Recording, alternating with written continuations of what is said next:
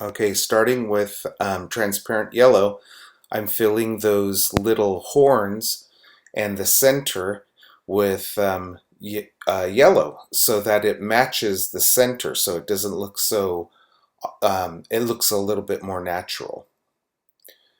Soften the edges, going ahead, going underneath that petal, getting that big petal wet, and I'm going to load in some yellow in a moment after I've gotten it all wet.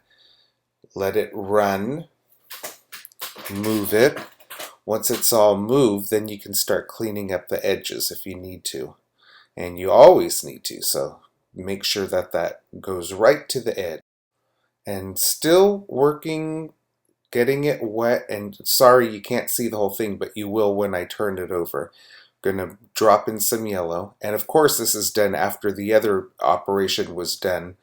It was dry, and wiping away some of the excess and making sure that it goes down to the side. Very nice. And after that's dry, you want to work that whole entire shape from the top corner all the way sweeping across to the left, because we're adding yellow over the petal and the shadow shape underneath.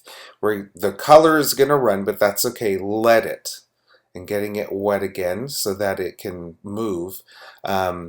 Move your color around. Those colors are going to be blending, and make sure that and clean up your edges. Let it blend, let it soften out. Now I'm going ahead and I'm adding the phthalo blue to the shadow, working a real wet amount and trying to get it creamy, and because I want it dark. And don't worry if there's splotchy marks or anything like that, because what's going to happen is, and work your edges, we're going to let it dry real good, and then we're going to go ahead and glaze over it. So make sure you got your edges secure. And now now I'm getting the upper shadow, and see how the blue looks when it's dry, getting the whole thing wet. And that is a unifying glaze, and I'm going to be mixing some permanent rose pretty soon, and permanent rose is going in right now. You can't see the pan, it's over to the right, and I'm putting in heavy amount and letting it soften out, moving it. And if that blue moves, it's okay. It's adding a little bit. And now I'm going in with more permanent rose and dropping it in while it's wet so it'll keep softening out. Don't worry about the blue in the shadow because we'll fix that later. But make sure that you're getting enough of your color in. And now I'm going over it with a little bit of the permanent alizarin crimson and wiping up some of that excess off of the board. Now let it dry, and now I'm going to wet the whole side there, which you can see, with water, and I'm going to be dropping in some permanent rose. It wasn't deep enough, so I want to go ahead and make sure that that's a little bit deeper. So I'm getting it wet, letting the color run. Watch your edges. If it's not running, you can always clean up your edge, and it's getting a little bit closer. Now I'm just making sure while it's wet, if I need more color, to put some color in, letting it smooth out, cleaning up the edge, and watching everything. And it was kind of like a unifying glaze over just those shapes there.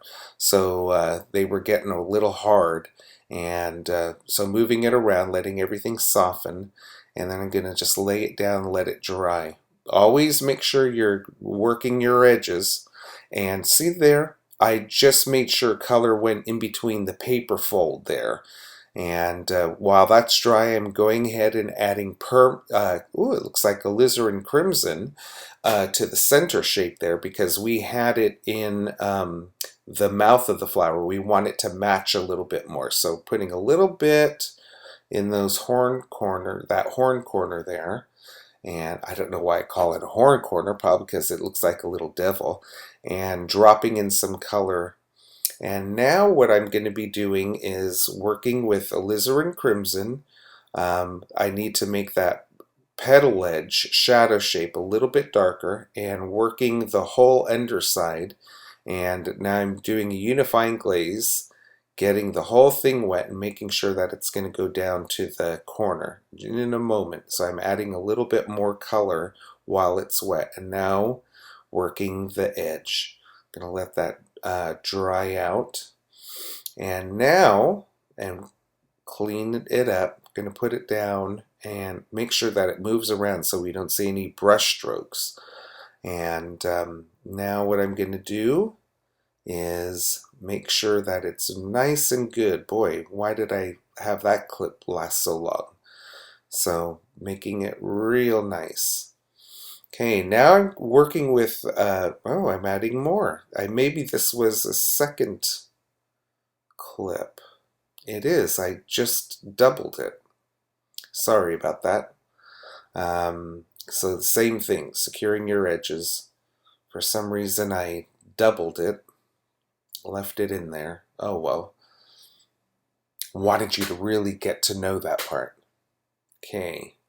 Now working with permanent rose, going into the neck shape underneath and filling that in, working the edges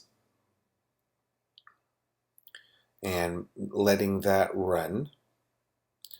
Okay, I wet that whole shape around that big petal, and it wasn't deep enough and it wasn't set in enough, and because I darkened those two under petals, what happened was it was looking funny. So I'm adding more permanent rose, and it's another unifying glaze, and I'm adding a lot to the corner.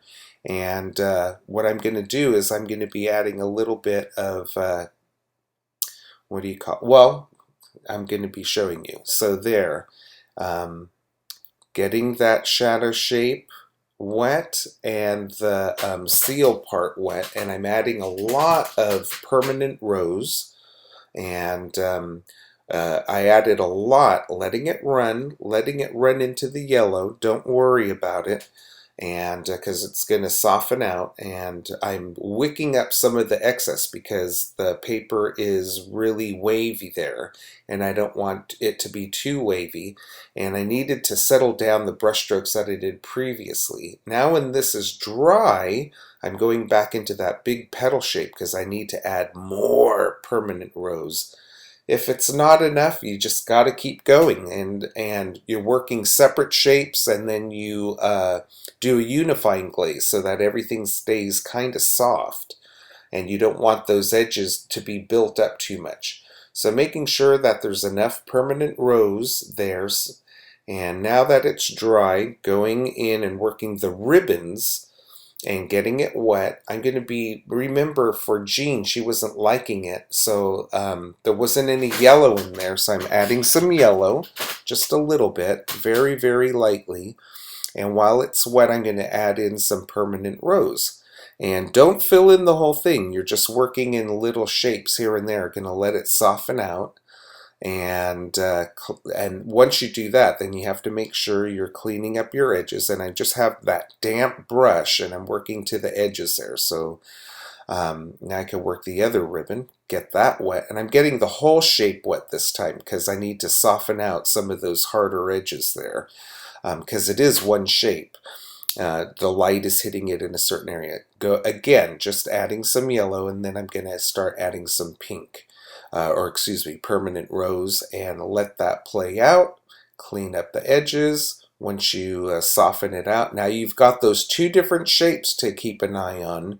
Besides just that one ribbon, we're working the whole entire shape, so be careful when you're tilting and cleaning up those edges. And if I need a little bit more pink here and there as it's starting to dry, I'll go ahead and add a little bit more.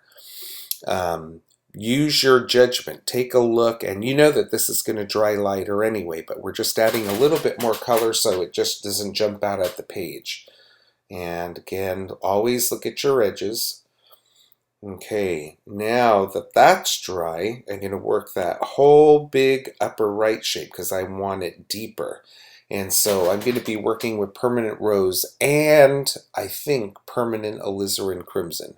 But right now, getting that whole shape wet, and I'm going to include that little ribbon that we've ignored and working the dark shadow shape and the petal. And there I go. Loading in a lot of permanent rose, and it's super, super wet, so it's going to move.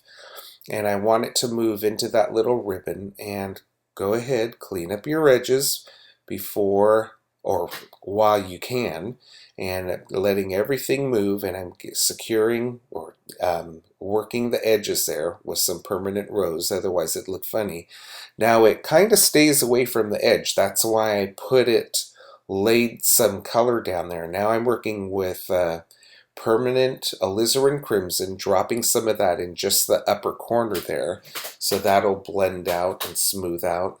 Let it run, let it spread and mingle and soften, and I'm going to leave it alone. Now, gotta go back and gonna do, see how I got that whole shape there wet, and I'm adding permanent rose, and it's a unifying glaze over that one other petal because it was just jumping out at me, and I need to darken that in, and it wasn't dark enough or deep enough. And also getting the upper corner wet so that there's a ribbon of light where that V is. And make sure you get some of the color in that fold where the paper is folded up too. And I just put a little bit of permanent alizarin crimson up at the top also. Okay, now what I'm going to do is I'm working that one big petal, and got to drop in some permanent rose, and it's hard to see because there's a glare there, but it's really bright. You can see it as I'm going towards the middle of the petal. Maybe you'll see it as I start tilting it. There we go. So it's a nice amount of permanent rose in there because it needs to be brighter. And cleaning up my edges, and gonna let that settle out, and I'm just gonna put it down and let it dry once I get all my edges correct. And doesn't that look nice? It's and now we're gonna go to the other shadow shape, and I'm just adding right from the well some permanent alizarin crimson, and I need to sharpen up that corner of the shadow. You see, I'm just working up to that corner there and taking that ribbon shadow shape and filling that in, so making that a little bit harder edge. And if I splatted at all, I'm getting a clean damp brush and just picking up those splats. But now you can see that I'm securing my edges, and now with a real wet amount and creamy, I'm putting the permanent alizarin crimson over the phthalo blue. And I want that to be real creamy, as you can see, because we need to get that blue to move a little bit and settle in.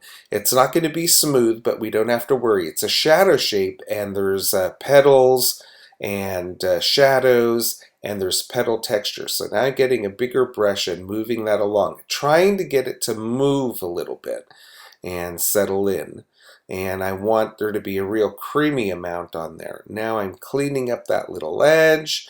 I'm putting some permanent alizarin crimson in. Well, actually that's water, and it's just on the edge, so some of that permanent alizarin crimson will creep into the petal edge, so it's a little bit of a softer edge instead of being a hard edge, and letting it blend in, and cleaning up the sides, adding some permanent alizarin crimson there, and I'm just going to let it dry, and that was